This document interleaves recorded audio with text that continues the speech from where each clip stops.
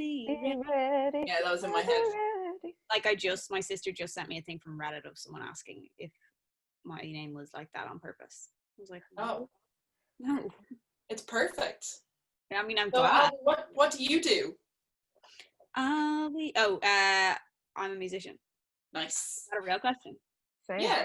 Oh, Sorry, full disclosure, this isn't just a private chat between like me, Pam, and you. This is like, we're going to put this on the internet for other people to see. So there might be people who haven't heard of you. I'm a musician.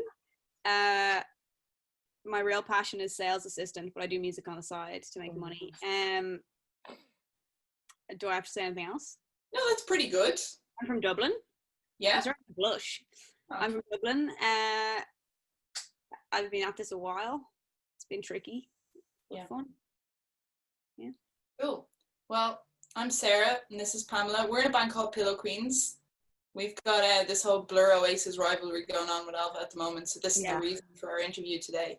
And also to mention that you can donate to your favorite venues by going to a link, which is independentvenueweek.com, where you can support your favorite venues, because we all want to have somewhere to play when all this COVID shit eventually fucks off.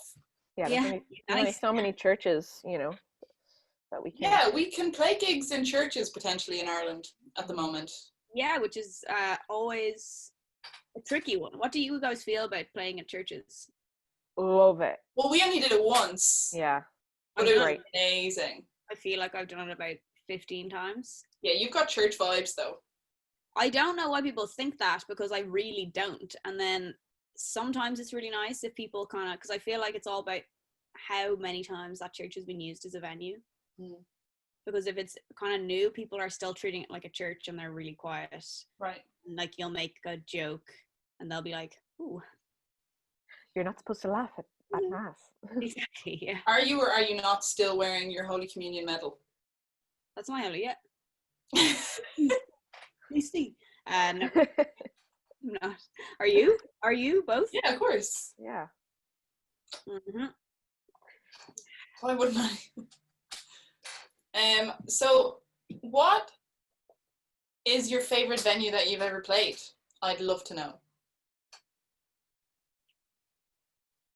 It's a hard question, isn't it? It is a hard question. Maybe we could start with an easier question, which is, what's your favorite green room you've ever been in? I always like the Whelan's green room. Oh yeah. Oh, it just gets changed up a lot though. It does get changed. I liked the old one. Mm-hmm. Yeah, I like the new one as well, but the old one was rustic. Yeah, well, it was just like, I also like have a real soft spot for it, because I'm gonna name stuff that's in Dublin, just because usually the green rooms when you're in Dublin are more fun because your friends end up down there. Yeah. But I have a soft spot for the Workman's green room because it's actually painted green. Yeah. And all my friends end up down there. And yeah, same. Hygiene. We had a great time there for New Year's Eve. Fantastic. Yeah. It's a great spot. Yeah, I could see your face, Sarah, been like trying to remember. I remember videos.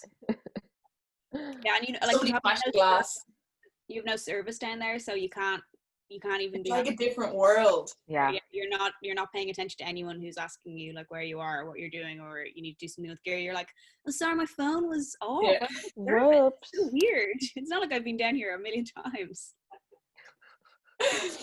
So would you say your favorite venue is in Dublin? No. I really loved the Islington in London when I played it. Yeah.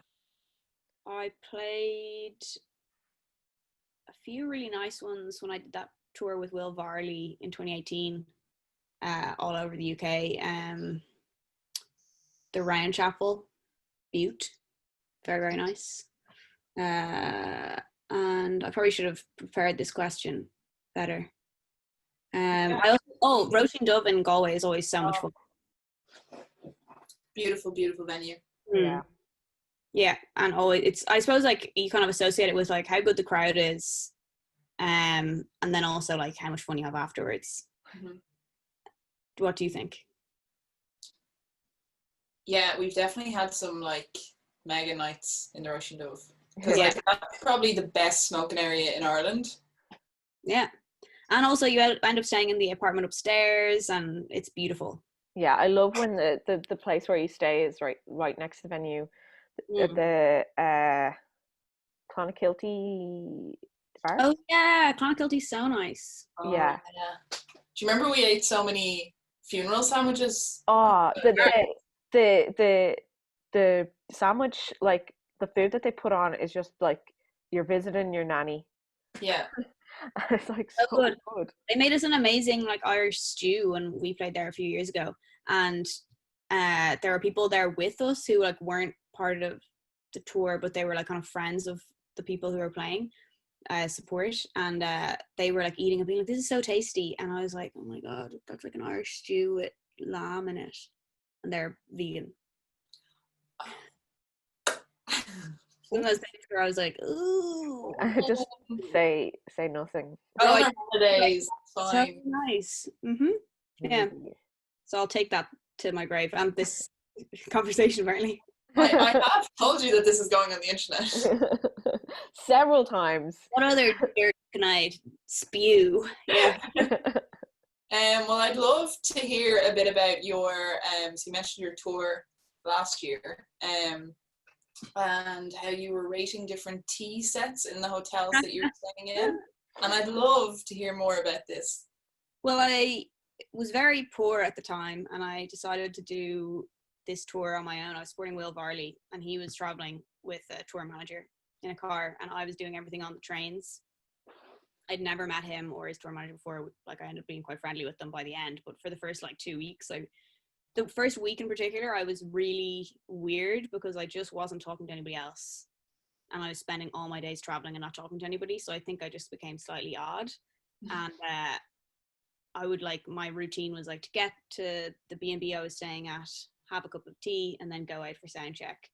So I started rating the tea stations because the variety and the difference between some places, because you go to one place and you'll be like, this is lovely, I can have like a herbal tea, there's fresh milk in a fridge. Then you go to the place and it's like a tea bag on the floor, and it's like, there was one place where like you had to plug in the kettle on the floor and it was burnt into the carpet. I was like, what's this? This is crap. I also have a really strong theory that you can chime in on. I think that B&Bs have better tea stations than fancy hotels, and they always have biscuits. Okay, well, yeah, I think because it's more personal. Yeah, you know, you have someone to go directly to and be like, what's up with this, Dolores?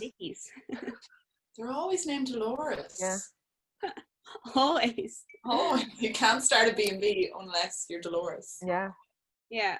No, I think, and like if you end up staying, which I didn't, but if you end up in like a fancy Hilton or something, there's not going to be any biscuits. No, they don't give a shit. Sometimes they have the hairdresser biscuits. Yeah, which like, come on, give me some like shortcake, some chocolate chip cookies. Come on. Be digestives. Come on. Wow. You're the Hilton. Yeah, I guess. What's your favorite biscuit? I like the McVitie's with the chocolate and then caramel in between. Yeah, I was actually eating those the other day. Savage.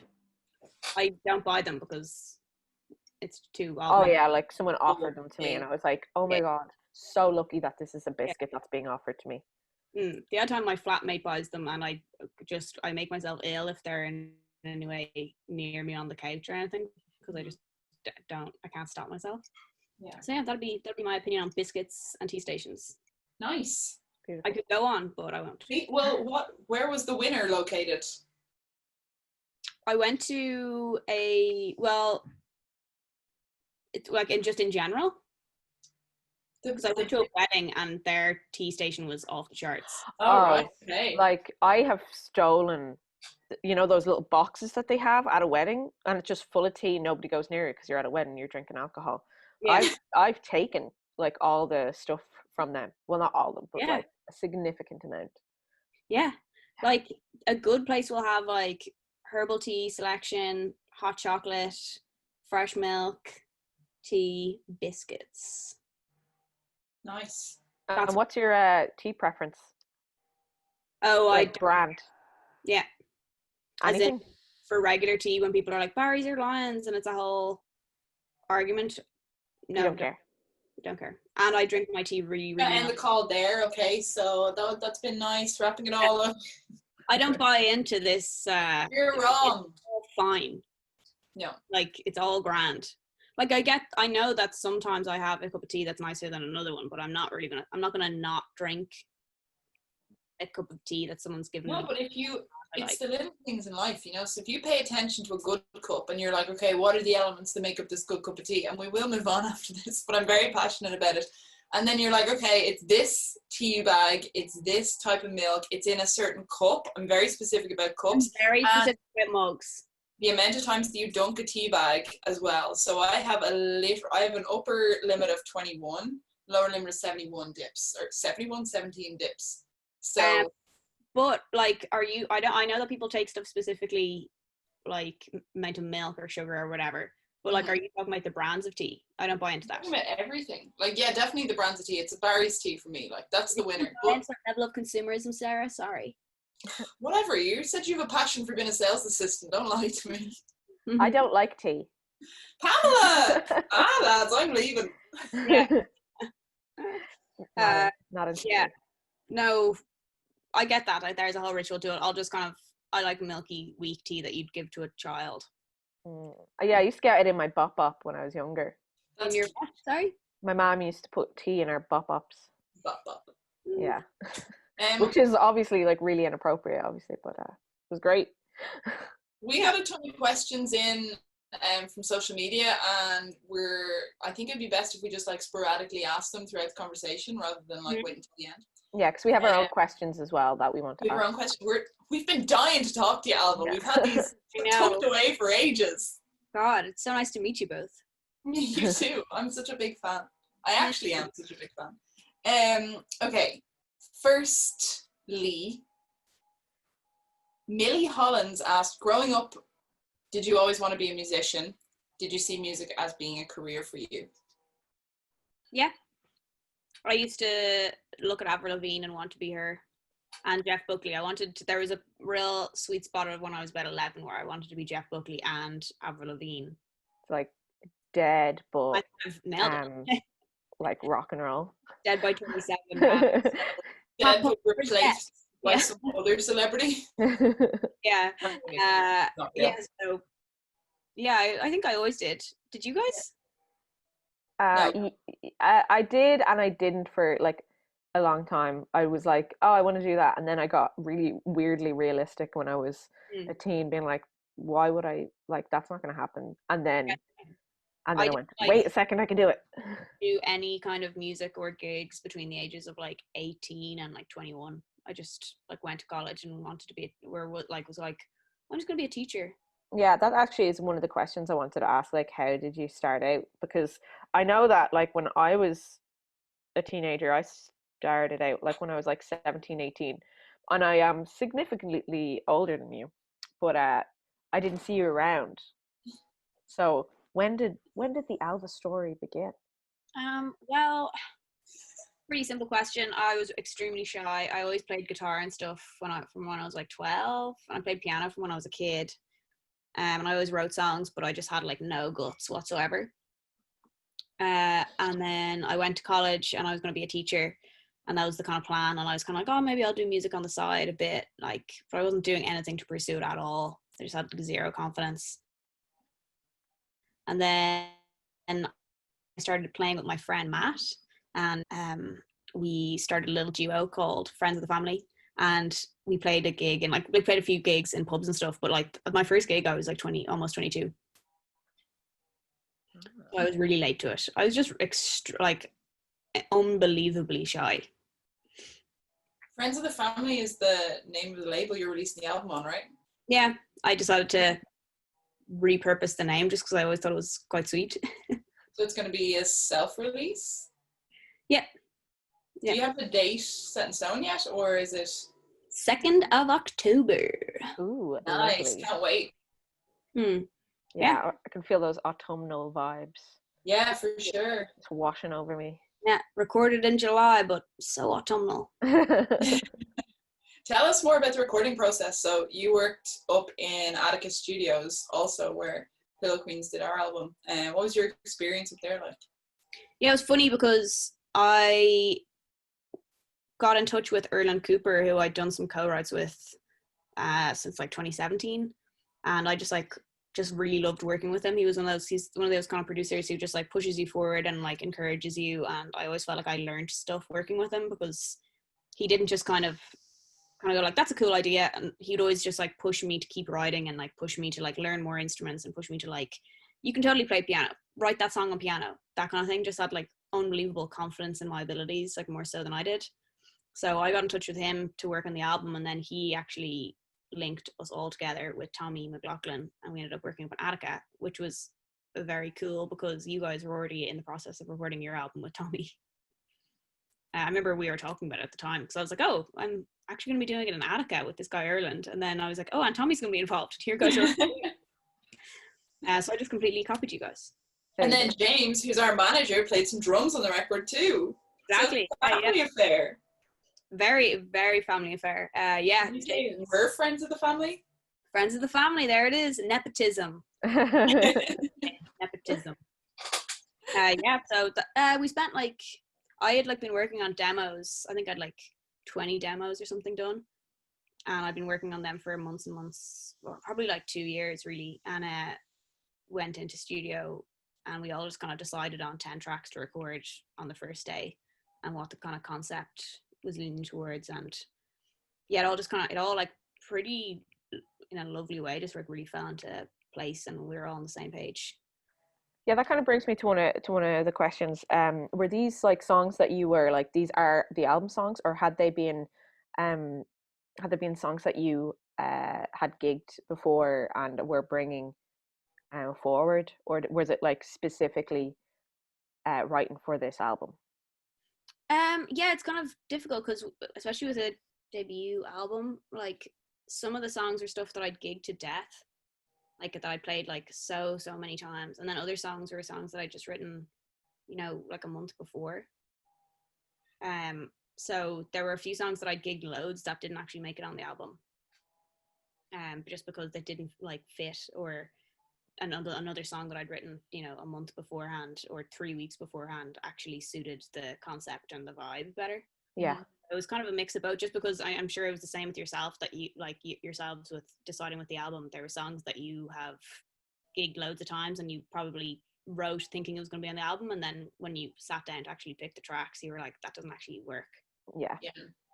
And sometimes having gigged them can put you off a song. Well, I find like there were some songs that I probably would have thought when I was writing them that I really want them to have the album, and then I gigged them and I was like, that is dog shit. I hate that. I hate that so much. I never want to do that again. And then there's probably other songs that like I put on the album now that if I did gig them, I might have like kind of scared myself off some and stuff like that. Yeah. So yeah, it was kind of a mix. It was a mix of stuff that I'd gigged loads and was really like confidently just like knew back to front, and then other songs that I was still kind of feeling out. So when you got the album back and you were excited about release plans and everything, and then we were all meant to be going to South by Southwest together, and a global pandemic hit, what were your initial thoughts? How did you feel it was going to affect the album, and has it actually transpired that way? Well, I believe we were in the hairdressers together. And we were talking about we were about to go to the Choice Awards, and we were both talking about it. We were like, it's not gonna get thrown off like that. This never happened. It'll all be fine. And then it happened a few days later, and that sucked. It did really affect the album release. To be honest, it affected a lot of things. Like there's obviously good things that have come out of having the time to write new stuff, or like the time to like take a breather and stuff, but obviously like realistically it was fairly shite for everybody who was planning on doing things this year, and I'm sure you guys had so much stuff lined up that just never happened. And so did I. Like, it was kind of an interesting thing because it's like all these things are falling apart, but none of it's my fault, so that's kind of okay. Yeah, we were supposed to go to Texas together. I know, it would have been such a holiday. Someday, maybe. I know. Well, we're gonna have to get cowboy hats and make a whole thing of it. Yeah, I remember we had this whole plan. It was gonna be so much fun. Yeah, I know. Oh. We should do a joint birthday party together that's just Texas themed. Yes. Would that be cute? September. I'm just trying to make birthday plans here, guys. Virgos. Yeah. We're all Virgos. So I'm sure you guys had I had plans to come to the States later in the year again for a month-long tour, and that was also pulled then. And I remember at the time when South by Southwest got pulled, we were like, oh well, at least I'm going later on in the year, so that's not too bad. Like, it's no way it'll still be going on by October. In that vein, do you know, if you're able to talk about it anyway, if you are adapting your album release and your kind of the pre-album release to the situation now, and how do you plan on like going about that? Well, I'm sure it was the same for you guys, where there was a question of like, okay, there's no like labels and stuff taking any risks at the moment. Nobody wanted to sign anybody or whatever. But like, we just kind of made the decision to just go ahead with it. So I didn't want to spend another year waiting to put an album out. So I just kind of went for it.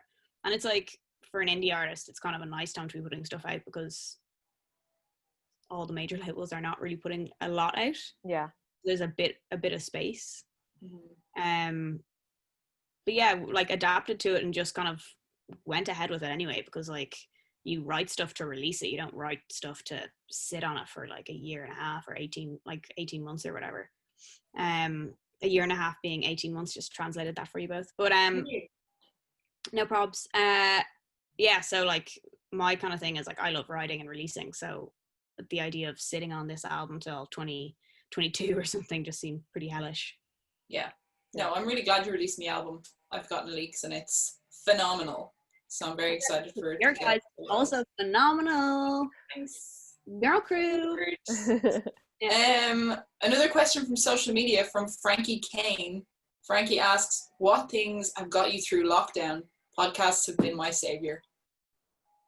Kind of demoing tracks, learning bass a bit more, learning to play the bass a bit better. Not well, but better. Trying to learn piano a bit better.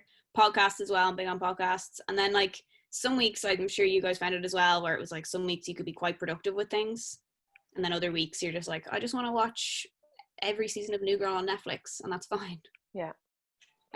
So yeah, I kind of just bounced between those two things. And also the weather has been pretty decent, so I did a lot of stuff outside and did some like gardening and lame stuff like that, and just reconnected with nature. Brady asked us last week what our guilty pleasures were, and I'd love to put that back on you. Musically, I think it was. Well, I mean, we went off on a bit of a tangent, so like generally heaps. Yeah. For music, Avril Lavigne. Frequently listen to Avril Lavigne. Yeah. I actually made a playlist recently that has like all songs that I liked when I was younger, aka like guilty pleasure, like Macy Gray and like Travis and Avril Lavigne. Oh, love like, Travis. What a time. So yeah, that. But I mean, I'm not ashamed of that. No. Yeah, absolutely cracking tracks. And guilty pleasures otherwise. Sure. I don't know. I love like watching like 10 episodes of like a crime drama. Yeah. Yeah. That's pretty good. I feel like there's nothing to be guilty about. Most guilty pleasures are very much like everybody does it. Yeah. Yeah. Yeah. What else? Other bad habits. I have lots of bad habits. We could just talk about them, I guess. Conversation. Yeah. Let's take it ahead. I might end up dragged back into the tea conversation if I go that direction. Oh, true. Okay. Okay. Another question then from the socials. Nina Marie says, how easy do you find it to write a song? Varies. Like sometimes a song is written in 10 minutes and that's great, and other times you spend like a year going back and forth with lyrics and ideas and melodies and trying to rearrange it. So I think it's do you guys find that the same? Like some songs are just like amazing, finished, and other songs you like agonize over. And I don't think either. I used to think the ones that you spend longer on are better, or the ones that are shorter are better. But I think like it just depends on the song, really. There's some pure chance, really. Yeah, there's some songs that have taken me like a year and a half to actually finish. I always like go like verse, chorus, and then it's like second chorus, and second verse is just first verse, chorus later. Yeah, or you're like sitting there like in traffic one day and you're like, oh my god, that's what it is. But yeah, and there's other times it just like joyfully comes out in 10 minutes. I do find those ones like the most, I don't know, like the instant hit kind of thing. Like if you can get a song finished in like one sitting, it's just like, oh my god, that was incredible. It just feels like this release. You get the satisfaction. You really do. Like most of the songs that I've written that have like actually ended up like being released or like, you know, recorded or into the world or whatever are songs that I've written in that amount of time. That sounds terrible because it's like they're not thought out. Like obviously there's additions that come in later on, but like in terms of the structure of it and like the overall theme and stuff, like mostly it'll be like 10 minutes and then I won't be able to remember those 10 minutes. I'll just be like, where did that come from? I always find like it happened to me a few months ago with a song, and I was even just like, I didn't even know I was like thinking about that thing. Like I do think, as much of a wanker as I sound, but like I think like your subconscious kind of takes over. So it's not like, I think it's actually stuff that you probably have thought about quite a bit, but that like part of your brain just kind of goes like, here you go. Yeah. Speaking of, we have another social media question from Josh Gilligan, which is, how much of yourself is in your songs, and do you feel comfortable sharing personal experiences with people via music? I suppose loads. I never really shy away from like details or like personal details or events or anything, because I think I learned a while ago that when I'm listening to somebody else's music, or if I like a song, I don't initially kind of try to figure out what they're talking about. I just relate to it as myself. Like I project my own experiences onto it. Do you find that I think I was talking about this with Rory on tour last year, that like you've put your whole self into a song, and you are presenting it in a way that you feel really comfortable about, and a way that you think articulates it best, and then when it comes to release, you're asked to divulge like just the meaning of the song in simple terms, and you're just like, I did it in the song. How do you feel about having to explain even further? I don't think anyone likes that, because you're like, oh, it doesn't matter. Like you're just gonna take away what you want to hear anyway. And that's the best thing in the world about music, is that like I can hear a song by, you know, Sheryl Crow written in like 1998 and be like, yeah, I totally get what you mean. Exactly. Like who knows what she actually means? I'm just like completely projecting my own experiences onto it. Yeah, you're just like, every day is a winding road. Oh my god. Yeah, all I want to do is have some fun. But yeah, no, I think most songwriters find that quite frustrating, to have to like break it down. I mean, it's a necessary part of the process for PR and stuff, to kind of go like, this is about me flying into space. And you do sometimes feel like just being like, the songs are very transparent. It's about what the song is about, or it's about whatever you think, especially if like you don't have like a really strong concept for a song. If it's just kind of a lot of like abstract things, you're scrambling to make some sort of meaning of it. Yeah. And it kind of like, I love the idea of people interpreting songs in a different way, and when you hear people's interpretations, sometimes obviously they can be very off, which is, you know, to each their own, but sometimes someone could say something and you'd be like, oh, wait a second, that's probably in there somewhere. That's something that you didn't realize. Yeah. I always find it really interesting when someone has a completely different, or even like they've gotten lyrics wrong and they have some other, like you see all sorts of interpretations on the internet of what things are about. Sometimes that's like freakishly dead on, and other times it's so astonishingly far off. that you're like, haha, okay, enjoy. Or like when they get the lyrics wrong and you're like, oh, those are better.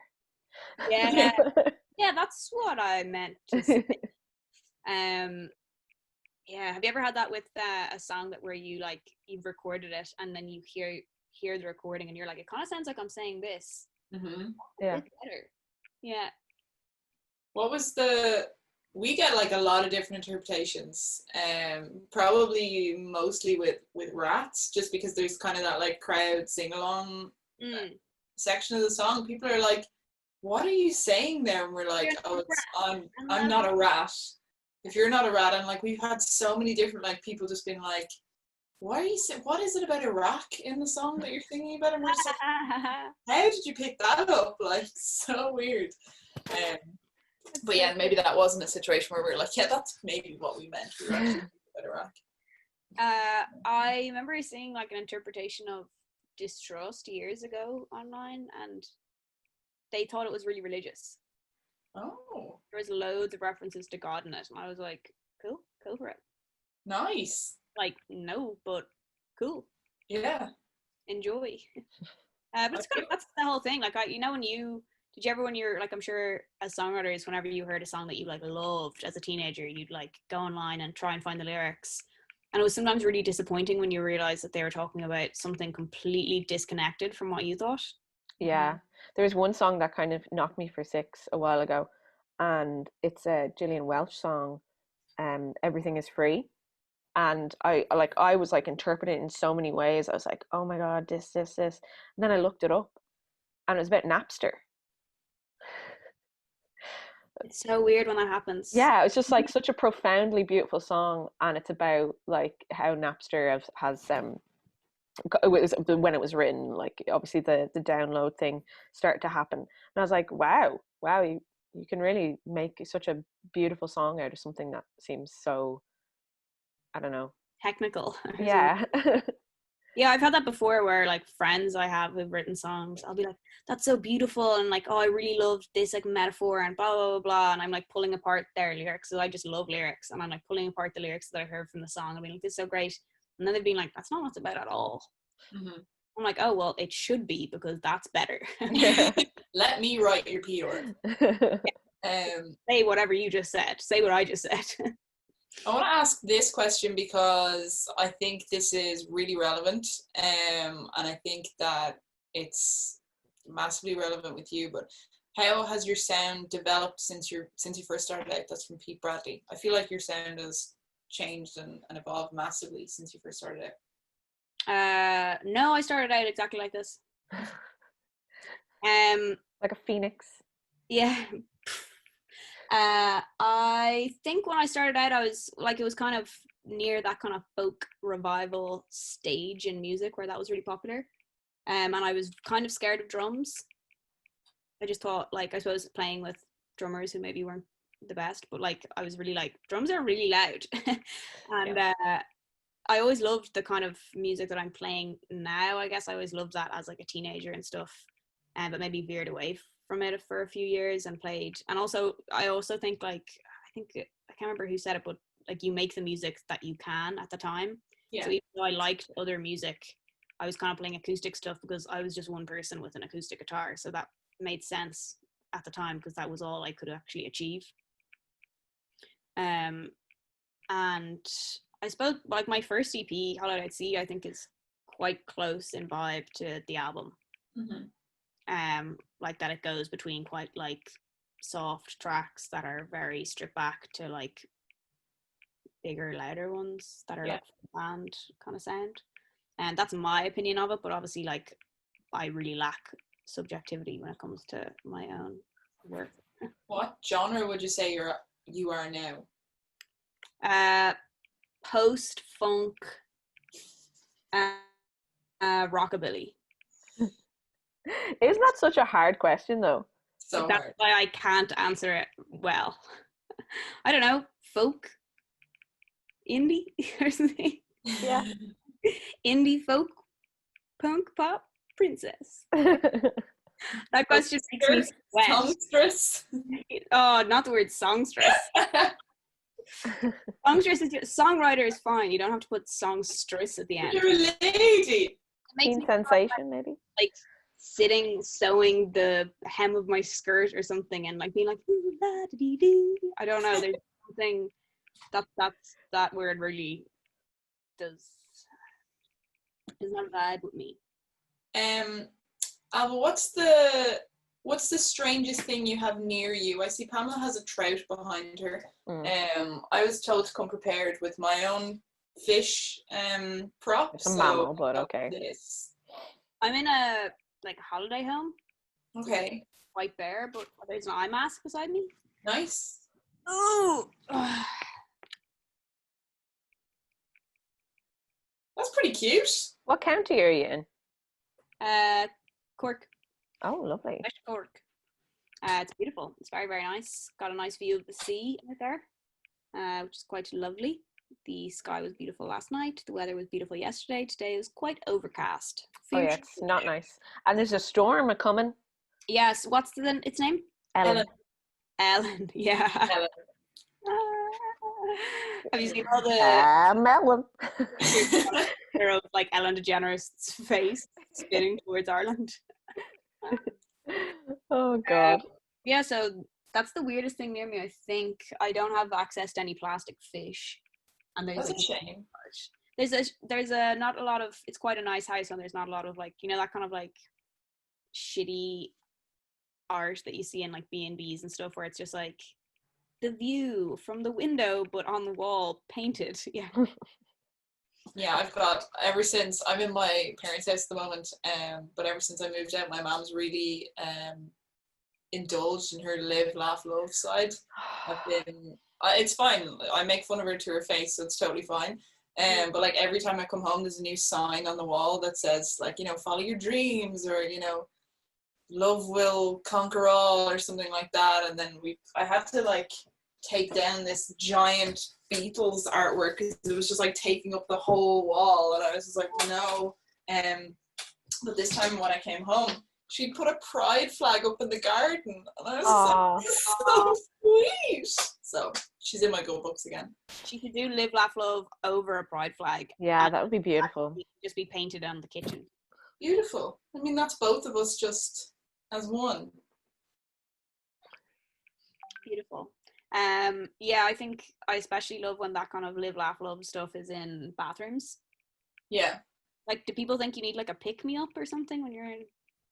You're a big fan of tat though, Alva. I've been in your apartment and I know the things that are yours. Like you've got a porcelain cow. It's not porcelain. What's the other thing? Ceramic cow. You've got a pretty weird soap dish going on. Yeah, we bought that together and it was 70 cents, and it's like a zebra. It's a zebra holding the soap. That was your taste. I like just like a little bit of tacky. Yeah. Just enough to keep it. If you just have loads of IKEA furniture and it's super tasteful, yeah, boring, it could be anyone's apartment. You need some tat. True. Yeah. Like a trout. Whatever the hell that is. A road sign, all that kind of stuff. You know what? I've actually just got a lot of this shit around, so I could go on. Yeah, you bought like a bunch of ceramic like animals the other day. You can't talk. We have the same taste. What, you mean my bird? Yeah. I love my bird. My mom bought a poodle the same day. Yeah, we're all as weird as each other. It's fine. Yeah, exactly. We all like the same amount, an adequate amount of tat. Oh, stupid shite. I have another social media question I'd like to ask you. Okay, please do. I've lost the, oh yeah, here it is. Gareth Horton asks, who's your favorite songwriter of all time? Fiona Apple. Really? Still. Like, it's hard to say because I like obviously love like Julia Jacqueline and Big Thief and all this stuff now, but like Fiona Apple, always loved her first two albums I'm just in love with. And then her most recent albums, like, it's not passive listening. I kind of can't just like put it on in the car and bop along to it or sing along to it, but like, so it's difficult sometimes, but as in like listening to that new album, just like nobody else like blows my mind like her, and nobody else takes like the risks either. Yeah. Like in production wise or lyrically that she does. She's just so good. She's just a freak. Like, she's so genius. Yeah, her album before the one that she just released, when I listened to it for the first time, I was like, this is the best album ever. Yeah, it's of all time. It's like hearing it out of her mind. She's like, just there's nobody else like her, and she only sounds like herself. And it's been like that since her first album that she released when she was like 17 or 18 or something. And like, it's still nobody has come close. Like, as in, I've heard people do things that are similar to some of her tracks, but like, she uses the piano as like a percussive instrument, and then like in such a different way. And the lyrics, like her lyrical style is mental, and she's just amazing. Like, I wouldn't put on that album and like bop along in the car or whatever. It's not that kind of music, but like, it, like, you can listen to it like a few times and it leaves like a lasting impression on you. Yeah, obviously lyrics are like a huge thing to you, so what would you say your favorite lyrics on your album are? Another question stolen from Bridie. It's a good question. I don't know. Pamela, you playing Snake or something? I can hear some like clickety click happening. I'm not clicking. I can hear the clicking as well, but I don't know what it is. Tap dancing underneath this. Oh, I see. That's me. Lyrics that I like, that I've written. I don't know, man. I'm sure if I had planned, I like Personal History, like the title track. The refrain on that is, I don't want to go on dates and hear personal histories. I don't want to share my own unless it's you listening. Beautiful. I like that. That kind of sums up dating, I think. And I like the lyrics of that song as a whole. I think it kind of shows, I don't know, it shows like kind of the lyrical style that I kind of like. And I like the lyrics on one of the songs, Late Bloomer, as well. Mm-hmm. All about like living in Dublin and liking Dublin, but also like just hating it sometimes and wanting to leave, just feeling like a bit of a failure and wanting to just stick it out and kind of succeed, I guess. Yeah. You know that feeling where you're like in Dublin, so I suppose it's like fine if it's like your hometown or whatever, as lame as that sounds, but like, you really love Dublin and there's so many things about it that you love, but there you also really don't like it. Yeah. There's so many days that I'm just like, oh, Dublin, amazing, and then there's the days where I'm just like, what a fucking dump. I think it's like part and parcel of living in any kind of city or any place, that like some days you're completely in love with it and other days you're just like, oh, why am I here? Yeah, that's what that song is about. What are your favorite things about Dublin? The people that live there, like, as in my friends and family who I've known forever. That's my favorite thing. Yeah. How about you? Yeah, Dublin's a good place. Like, for the most part, if this was any other time, I'd talk about like the live music and like the buzz that you can get just any night of the week. But yeah, more recently I've definitely found like the people in Dublin, like even the people who like might necessarily, like, Dublin isn't their hometown, but they've chosen it as like a place to live. I feel like they're just always going to be my people. And it's just like this sort of bond that you have from sharing the space with people. But yeah, it's just, there's just a certain bond that you have with people who live here, and it seems really genuine and significant. Also, it's like, I love that I know it so well, and that I've always lived there, and that any place that I ever am has some sort of like memory attached to it, like that I can drive like through the village that I grew up in and stuff like that, and that's really nice. And I suppose when people choose it as their home, you're like, wow, there's like some side of this that you see that's completely different to somebody who's like grown up here. Yeah, I love bumping into people. Yeah, it's nice. That's fantastic. Yeah, like you can't actually just go into the city and not bump into people. I actually really love that. It's annoying sometimes if you like look crazy or something, because I live in town, so sometimes I'm just like, I just want to like go and do my shopping. Well, I feel like that's the thing about people half in pajamas is like they get that. So like if you've got like your headphones on and you're just like walking straight ahead, they're not going to be like, hey Sarah, we should catch up, how's it going? You're just like, I don't mind, you're not in the mood for this today, and like you just walk past. Like when you see someone on Grafton Street and you go like, hey, and then you see them start to stop and you're like, don't stop. Yeah. Keep moving. Yeah. Don't you dare stop walking. Keep walking. Take a look at my speed and realize that I'm not slowing down. Yeah.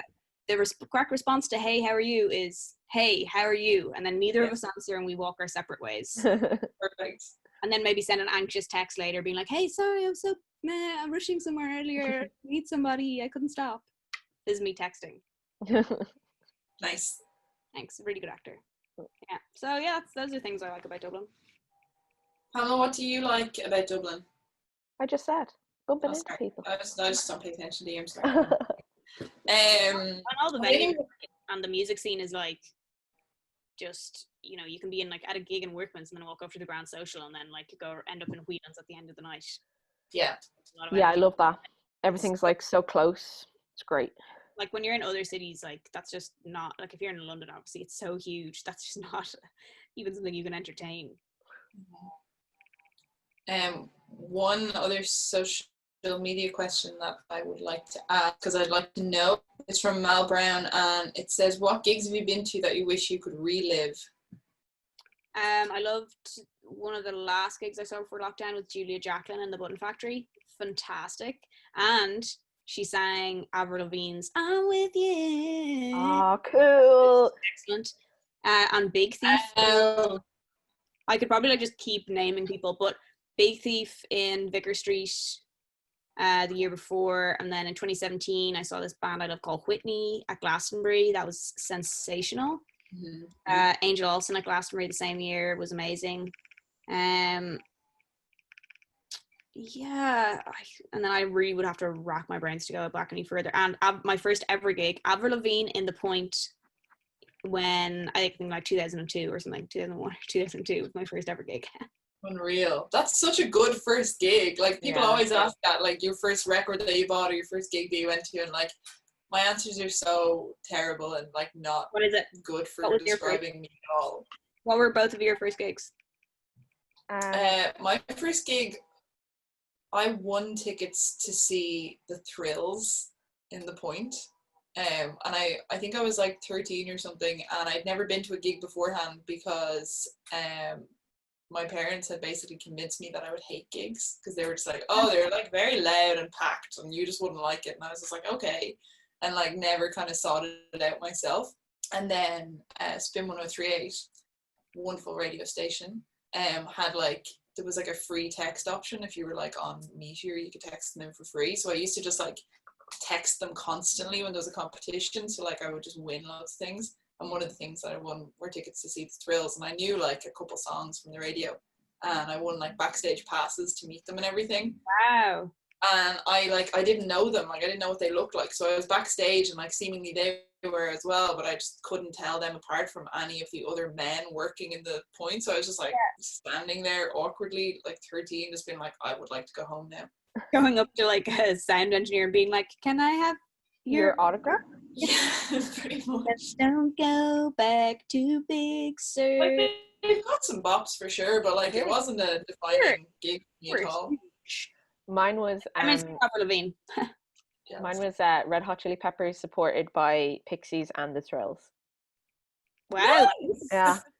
That's the underlying fabric of your relationship. I know. It's the underlying fabric of Pillow Queens. Hugely influenced by the Thrills. That's a pretty nifty gig. What age are you? I want to say like 13. I know I was brought by my auntie and my sister, and they end up getting drunk and they put me on a strange man's shoulders, and I was very uncomfortable. So I really wanted to get down, and I was like, they were like, Pamela, you can see everything, and I was like, but like he hasn't got his top on and he's not really like, I think he's forgotten I'm on his shoulders. Yeah, that sounds so not a great experience. Yeah, but it was a great gig. Yeah. What was the first record those you got, were pretty Alva? solid. First like album, like CD. I didn't buy I'm the youngest of 4. But I have an older brother, but then my 2 older sisters are like 9 and 11 years older than me. So I used to just steal all their CDs. So maybe Californication by Red Hot Chili Peppers. Okay. But like before that, I used to listen to my sister's CDs and my mum's CDs when I was like doing my homework, because they were just in the kitchen, and like it was like Beatles greatest hits, and then also like Travis or like Biscuit, whatever like my sisters were listening to, and like some Fiona Apple and stuff as well. Yeah. But so I didn't buy CDs for ages because I used to just steal them. Yeah. My first cassette was Bewitched. Oh, me too. That was the first piece of music that I owned. Mine was Aqua Barbie Girl, the first cassette. Nice. Yeah. Choice. Yeah, I used to have like lists of like albums that I wanted to get off Santi for Christmas, Me too. and I had to be told like a year later, being like, you know, when you put like 20 albums on a list, like it to us obviously, yeah, we just have to buy her a bunch of CDs, that's grand, but they actually are quite expensive. They definitely weren't then. Like, what was the CD, like 20, some of them €20? Yeah, 15 quid, Yeah. isn't it? So if you have like 20 albums, I was like, okay, you're just gonna have to just make the list smaller. It's like, but I want Keen. Yeah. I can't take it off the list. Yeah. Yeah, or like going into a HMV around Christmas and you get all the deals, or you'd be able to get like Foo Fighters and something else. Yeah. Beautiful. There is like there is a shame about like just the fact that you can just pay like a €10 subscription and have all of the recorded music and history basically at your fingertips. Like there was something nice about like, I remember like wanting the soundtrack to that Marie Antoinette film. Amazing soundtrack. And I remember like going into HMV every week for like 3 or 4 months just checking if they had that CD in. And then like one Saturday I just happened to be in with my friends, and I would think I was like 14 or 15, happened to be in with my friends, decided to hop in and check, and they had one copy. And I remember being like so excited to like go home and listen to it, because I was just obsessed with that film and obsessed with the soundtrack. It was so good. The soundtrack is still excellent. But like that kind of stuff where you really like listen to it and appreciate it just because it took a while to seek it out. Yeah, I had the same thing where I couldn't find Jack Johnson's In Between Dreams anywhere. Great album. And then on the way to Spain with my parents, I found it in the HMV in the airport, and I was like, oh my god, my holiday is gonna be so good. I actually hear a lot of Jack Johnson influence in your songwriting now that his Banana Pancakes is very like love that song. Probably one of my faves. That's a really good song. I remember I got really into it and I thought that I was really cool, and like I discovered this amazing artist that no one had heard of, and I told my friend Ruth, who lived 2 doors down, and she's like, yeah, my mom's really into that album. And I was like, oh no, I have mom tasting music. About buying CDs is like, it takes you a while to find something because it's probably sold out or whatever, or because it's really obscure. You don't know what the difference is. Especially like, you're not buying music magazines, so you don't know what's cool or not. You're just like, I've like sought this out. Or like, I remember like buying CDs just because someone else I knew who I thought was cool told me this CD is really good. And then you'd like bring it home, having never heard the band before, and like listen to it to death. And then all of a sudden, I feel like I still do that with like other things. Like if somebody tells me, obviously it's not really the same now because you can just stream everything, but like somebody tells me that a book is good, I'll just buy the book. I'll just be like, yeah, I trust you, like I'll read that now. Yeah, it's so crazy because I used to hear like singles and I'd be like, well, I guess I'll buy the album and hope that the rest of the music was going to be great. Now for the most part it was, but there was some duds. Like I was like, and also even if the rest of the music isn't as good as the single, I'm going to like it all anyway because I'm going to listen to it. I'm going to listen to it nonstop. Yeah, because I paid €20 for this piece of plastic. I think we've just realized how to make our albums a huge success. It's like, right, we've done well in our singles, we've announced our release date, let's just like not put them online, and now people just have to buy them, right? Perfect. Yeah, it worked for Taylor Swift, didn't it? Yeah, I mean, I think that's the only reason she's successful. Sure. Yep, only reason, just that one reason alone. I just found my Brill CD, which is not signed because I did not get their autographs because I did not know who was who. So, wow, did you bring that as a prop or was that just there? No, I've actually got I'll show you all of I've got a huge CD rack here of all the. Sick CD rack, man. Thanks, man. Remember CD racks were like a legit piece of furniture that everyone had. Yeah. Still is live, laugh, love land. Beautiful. It's mostly terrible. Any other questions? Yeah. Any other questions? I have one last question, and it's, which is your favorite song on your album? It changes. Today, then.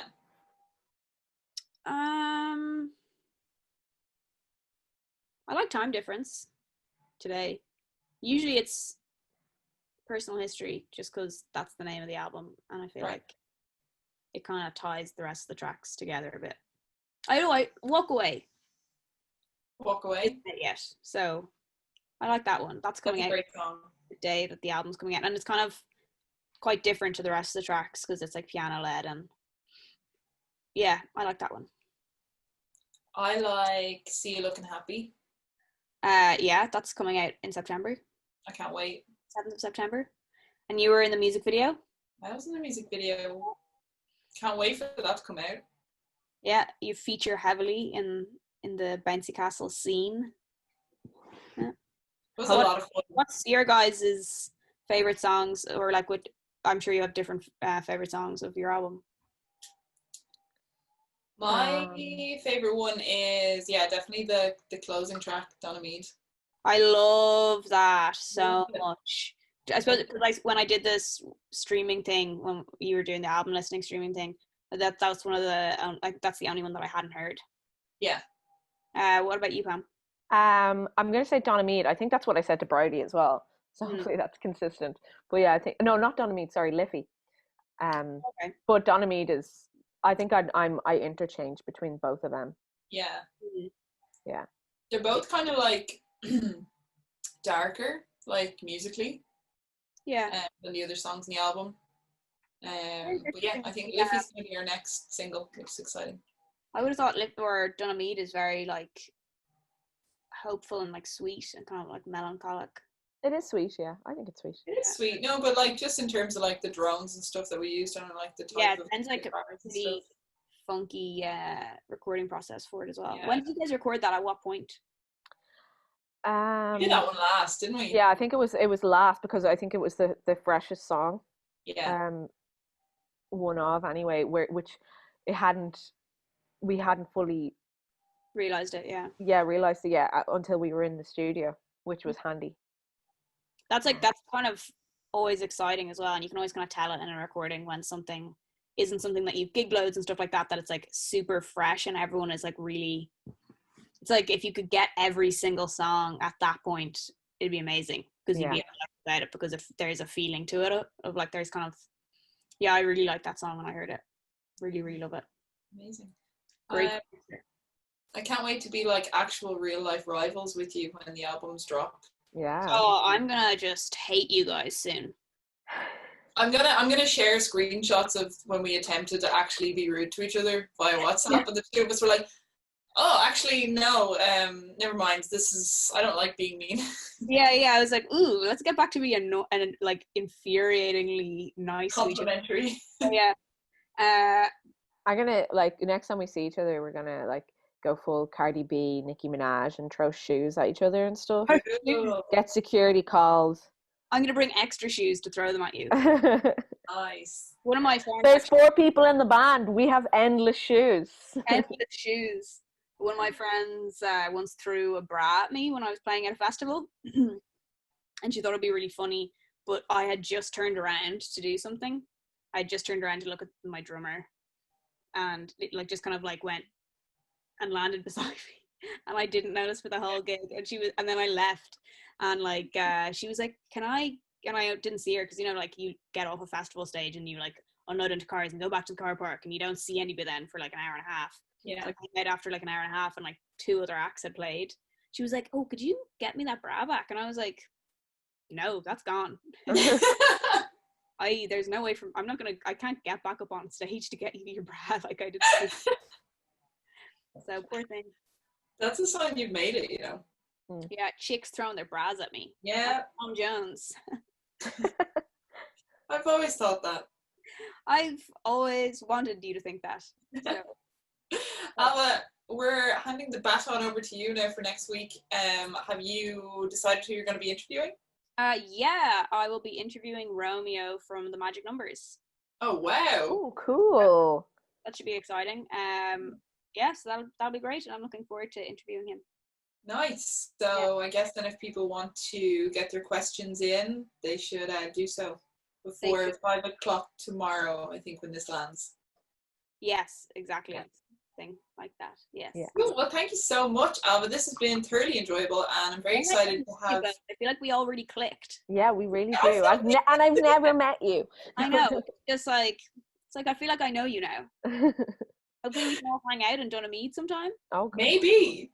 Woof. Let's see what happens. Yeah. Awesome. Thanks, guys. Thanks a million. Thank you. Best of luck with the release, and maybe we'll talk again. Look, we're gonna butt heads over the next few months, so I'm glad it's time. Yeah. Can't wait. All right. Bye. Bye.